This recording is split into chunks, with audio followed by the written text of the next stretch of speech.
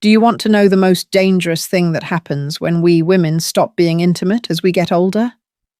It's not what most people imagine. This isn't just about pleasure or romance. This is about your heart, your brain, your immune system, even your very longevity. Ignoring this part of your life could mean silently giving up years of health without even realizing it. Hello, I'm Dr. Lisa Perriera. I've been a gynecologist for over 30 years, walking side by side with women through menopause, intimacy challenges, and the full journey of aging.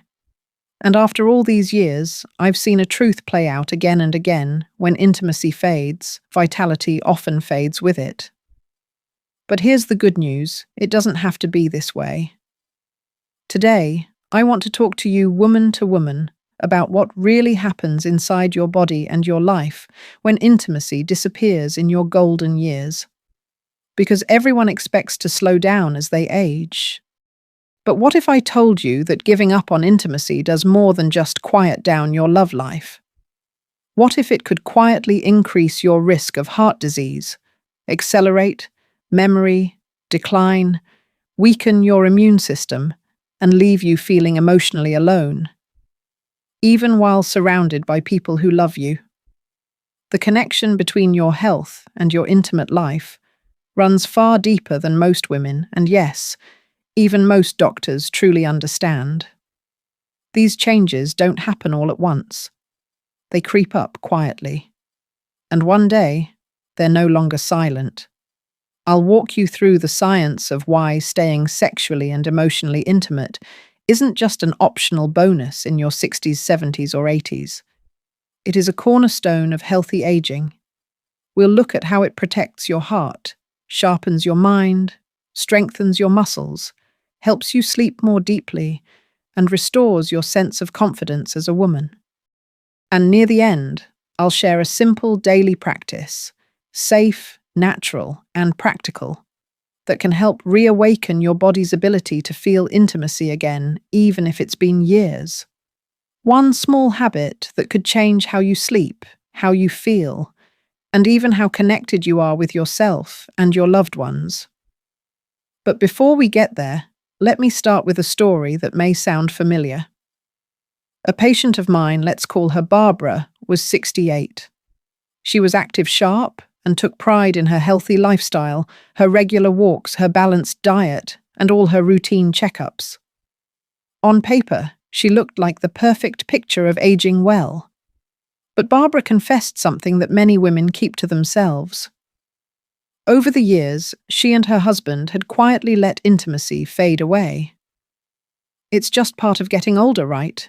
she said with a shrug. What she didn't realize, and what so many women don't realize, is that intimacy is more than affection. It is a lifeline to your physical health. And it starts with your heart. Sexual activity in later years acts like a gentle form of cardiovascular exercise. It keeps blood circulating, supports flexible arteries, and lowers stress hormones that strain the heart.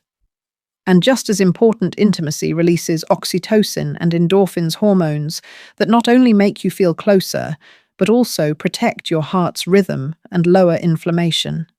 Barbara hadn't had a heart attack, but she noticed she was more out of breath climbing stairs, more fatigued in the mornings, and carrying a heaviness she couldn't explain. And as we explored further, she admitted she had been feeling a quiet distance from her partner, as though something essential had slipped away. Months later, after gently rebuilding that connection through touch, laughter, and eventually intimacy, she returned to me with tears in her eyes. She said, "I feel alive again." Her story isn't rare. Too many women accept the myth that intimacy no longer matters after 60. But the truth is, it might matter more than ever. Not for performance, not for appearances, but for survival, for strength, and for peace of mind. So let me ask you this. Have you ever brushed off your own sense of desire or closeness, thinking it doesn't matter anymore? Have you noticed small changes in your energy, your sleep, or even your mood that you've blamed on age?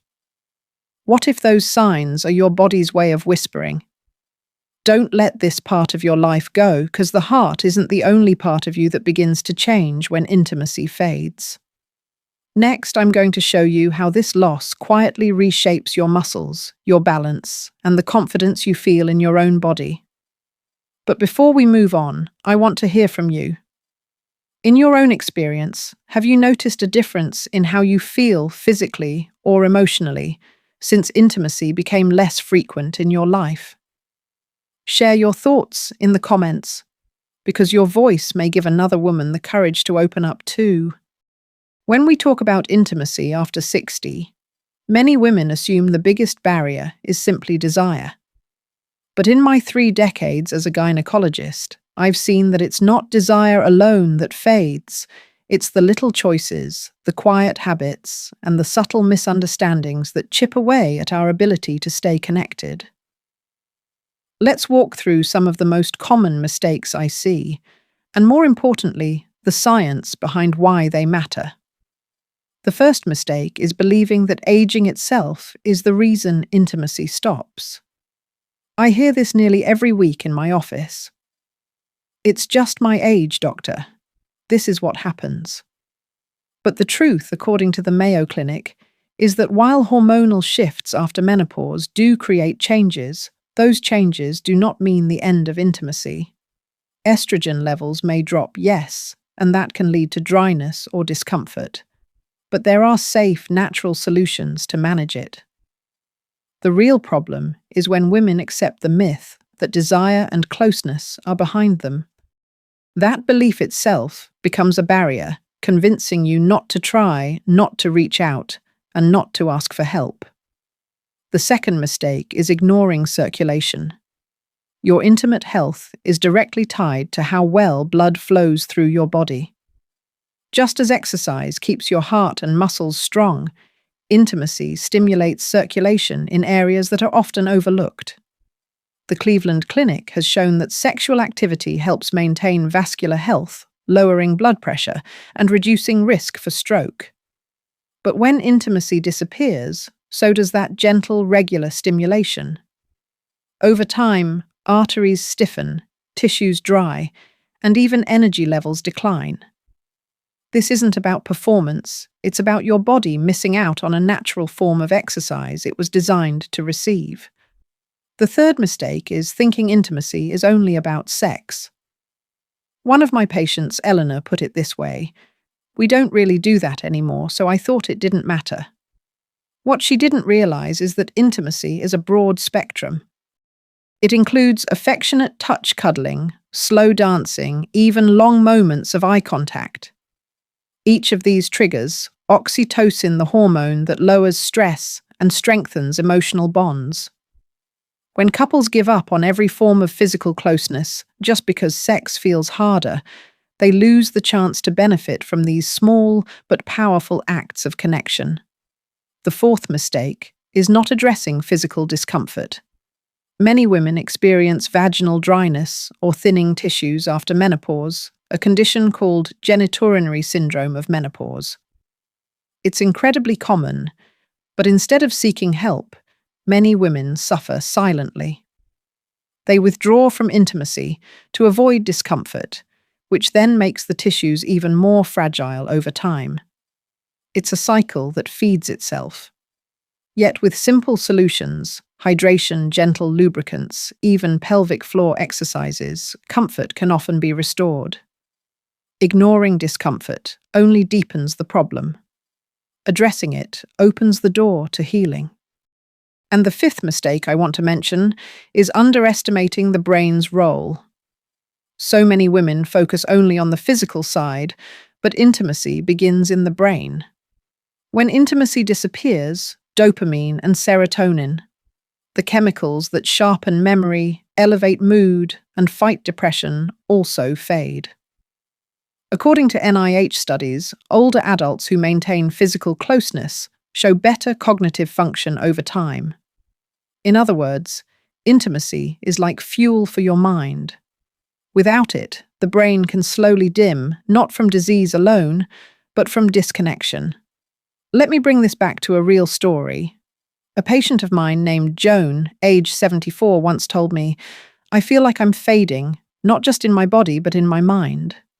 She wasn't ill, but she was living without closeness, without stimulation, without those powerful hormones that remind the brain it's still alive and vital. Once she and her partner rebuilt intimacy gently through touch conversation and later sexual closeness, her clarity returned. She said, "It's like someone turned the lights back on." So what do these mistakes have in common? They all stem from a lack of awareness. Most women aren't told that intimacy is protective, that it strengthens your heart, your mind, your immune system, and your very sense of self. Too often they're told the opposite, that it no longer matters. But science says otherwise. Here's my challenge to you. Take a moment today to reflect. Have you fallen into one of these quiet mistakes, blaming age, neglecting circulation, ignoring small touches, avoiding discomfort, or overlooking your mind's need for connection? If so, know this: you are not alone, and you can absolutely change course. In the next part, we'll dive into the practical solutions, simple, natural, and safe ways to bring intimacy back into your life, no matter your age or current situation. These aren't theories. They're steps I've seen work for women just like you, and one of them may just surprise you. But before we move forward, I want to hear from you. Which of these mistakes do you recognize most in your own life, or perhaps in the life of a close friend? Share it in the comments. Sometimes saying it out loud is the first step to taking it back. Now that we've uncovered the mistakes many women fall into after 60, let's turn toward the solutions. Because awareness is powerful, but action is what brings life back. And the truth is, you don't need drastic changes or complicated routines. What you need are small, consistent steps that can restore circulation, comfort, confidence, and connection. Let's start with short-term solutions, things you can begin today. One of the simplest is hydration. I know it sounds basic, but even mild dehydration can contribute to dryness, fatigue, and poor circulation. Aim for steady water intake throughout the day. I tell many of my patients, treat your water bottle like a trusted companion. Another quick solution is using natural lubricants or moisturizers. According to the North American Menopause Society, vaginal dryness is one of the most common barriers to intimacy, but it is also one of the most treatable. Using safe, gentle lubricants can immediately reduce discomfort, allowing you to feel more relaxed and willing to reconnect. Next, let's talk about medium-term solutions, habits you can build over weeks or months that will reshape how your body responds. Movement is key here. And no, I don't mean grueling workouts at the gym. I mean intentional activities that strengthen circulation and awaken your pelvic floor. Think about walking, gentle yoga, or Tai Chi. These improve balance and flexibility while lowering stress. And most importantly, add pelvic floor exercises, commonly known as Kegels. When practiced daily, they strengthen the very muscles involved in intimacy, making both comfort and pleasure more accessible. The Cleveland Clinic has long recommended these exercises not only for bladder control, but for enhancing sexual health after menopause. Another medium-term habit is to actively nurture non-sexual intimacy. Many women assume if sex feels difficult, the entire realm of closeness is off limits. But start small. Hold hands during a walk. Share a longer hug before bed. Dance slowly in the kitchen. These may seem simple, but neurologically they trigger oxytocin release, which lowers stress and rekindles emotional safety. Over time, this gentle reconnection often naturally blossoms into deeper intimacy. Now for long-term solutions, the lifestyle anchors that protect your body and intimacy for years ahead. Nutrition plays a bigger role than most people realize. Diets rich in omega-3 fatty acids, found in salmon walnuts and flaxseed antioxidants, berries, leafy greens, dark chocolate, and circulation-friendly foods like beets and pomegranates support healthy blood flow and hormone balance. The Mayo Clinic has highlighted that these foods not only protect the heart, but also enhance energy and sexual vitality. Stress management is another long-term anchor. Chronic stress raises cortisol, which lowers libido, weakens immunity, and increases inflammation. That's why practices like mindfulness prayer, or even 5 minutes of deep breathing before bed, can profoundly shift your body's chemistry. I've seen women who felt completely shut down emotionally begin to open again simply by calming their stress response. And for those who feel that desire itself has gone completely quiet, here's the hopeful truth the body can relearn.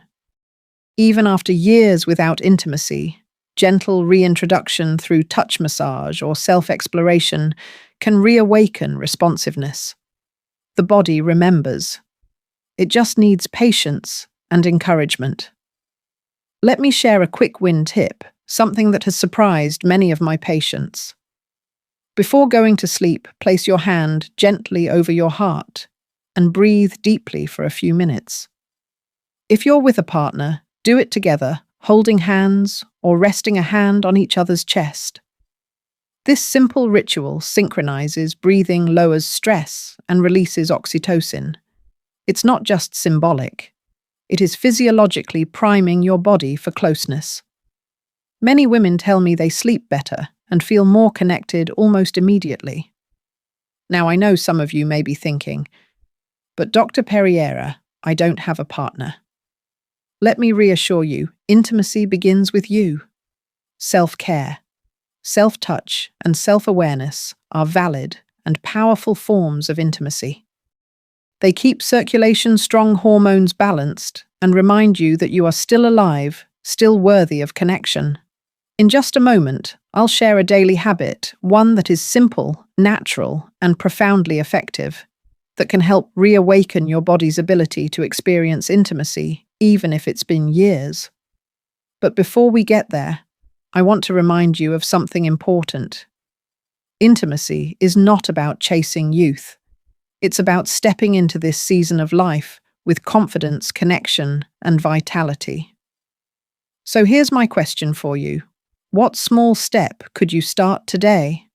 A glass of water, a walk, a hug, a Kegel, or even just a moment of intentional breathing? Share it in the comments, because sometimes the smallest commitments lead to the biggest transformations.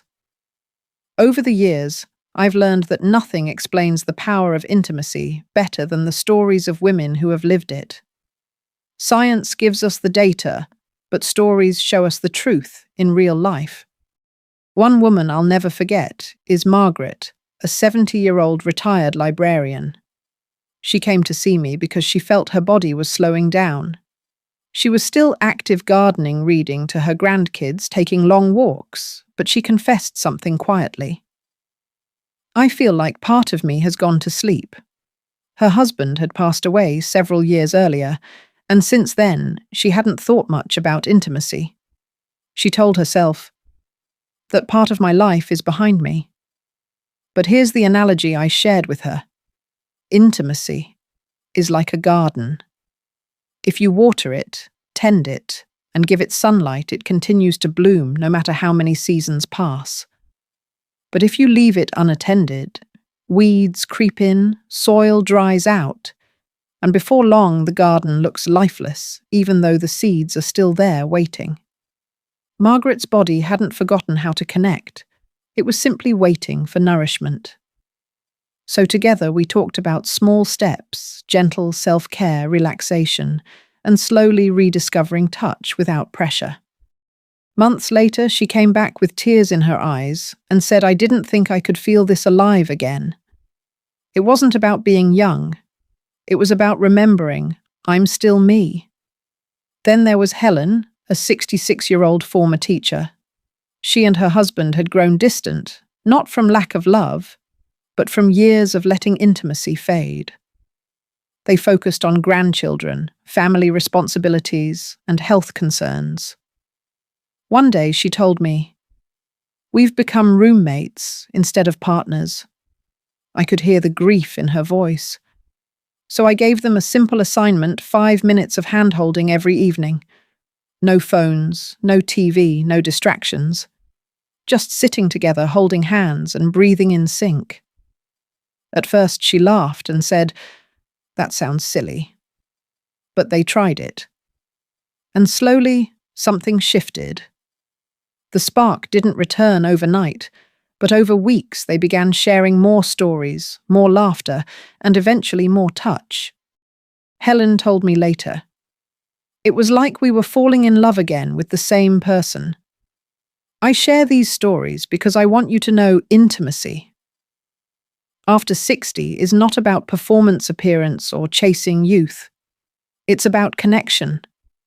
The simple, wordless reminder that you are alive, that you are seen, and that you are worthy of love. Think of intimacy like music. Even if you've set the instrument aside for years, the melody isn't lost. All it takes is picking it up again, pressing a few keys, strumming a few strings, and suddenly the music begins to return. Your body is the same. It remembers. It wants to respond. You only need to give it the chance. And the science supports this. According to research from the NIH, older adults who remain sexually active often report higher overall well-being, stronger immune systems, and lower rates of depression. It's not just about pleasure, it's about health. Each time you engage in closeness, your body releases a symphony of hormones that strengthen your heart, calm your nerves, and sharpen your mind. It's nature's built-in medicine offered freely if we're willing to receive it. Now, I know some of you may feel doubt. You might be thinking, "That sounds nice, Dr. Perriera, but I've been without intimacy for too long." To that, I say, just like Margaret's garden or Helen's hand-holding, it's never too late. You don't need to leap into the deep end. You start with a drop of water, a single touch, a moment of openness. And slowly, life returns. So let me leave you with this thought. Imagine your later years not as a season of fading, but as a season of ripening. The fruit may look different, but it is richer, sweeter, and filled with depth. Intimacy after 60 is not about youth, it's about depth, authenticity, and joy. In just a moment, I'll summarize the key lessons and reveal that one simple daily habit I promised you earlier. It's a habit that can help you feel more vibrant, sleep more peacefully, and reconnect with your own body in ways you may have forgotten were possible. But before we get there, I'd love to hear from you. Which story touched you most, Margaret's rediscovery of herself or Helen's journey back to closeness with her husband? Share your reflections in the comments. Your story might inspire another woman to take that first small step. We've covered a lot together in this conversation. Let's pause for a moment and bring it all back into focus. When intimacy fades after 60, the effects don't just touch one corner of your life. They ripple through your heart, your muscles, your brain, your sleep, your confidence, even your immune system. I've shown you how women like Barbara, Susan, Joan, Helen, and Margaret experienced changes they thought were just normal aging, when in truth it was their body's quiet response to losing closeness.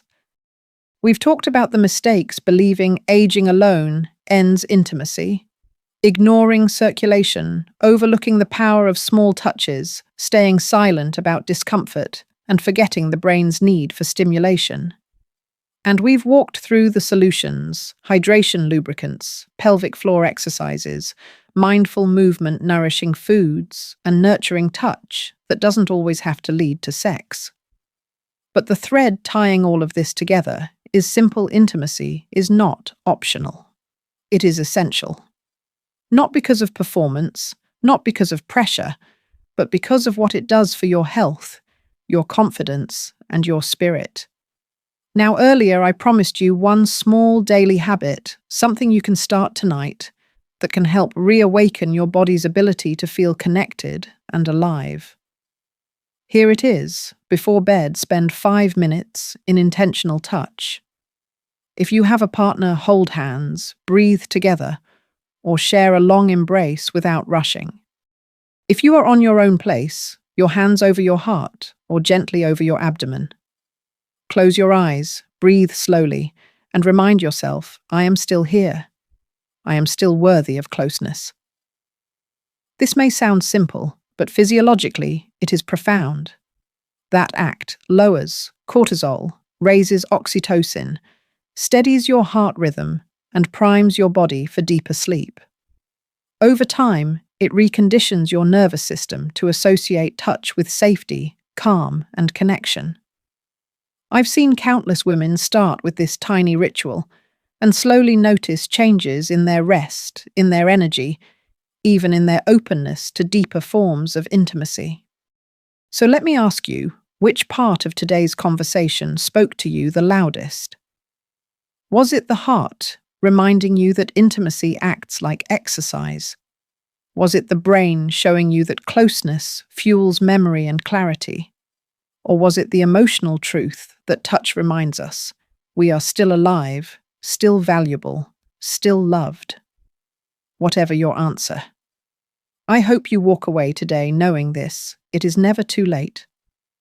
I have seen women in their 60s, 70s, even 80s rediscover intimacy and say to me, I didn't know I could feel this alive again.